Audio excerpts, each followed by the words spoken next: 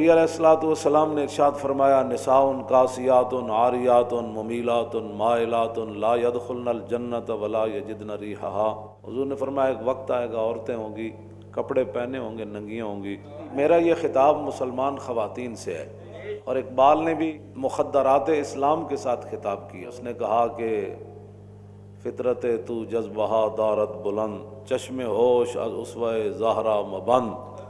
اقبال کہتا ہے کہ اے مسلمان خاتون، مخدرات پردہ دار گھروں میں حیا دار بیٹھی ہوئی خواتین سے اقبال کا خطاب، مخدرات اسلام۔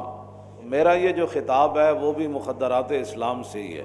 اقبال کہتا ہے کہ ہم مسلمانوں کی مخدرات اسلام جو خطاب کا کہا کہ رسول اللہ نے حضرت عمر کے لیے دعا بھی مانگی، یا اللہ عمر کو اسلام دے دے۔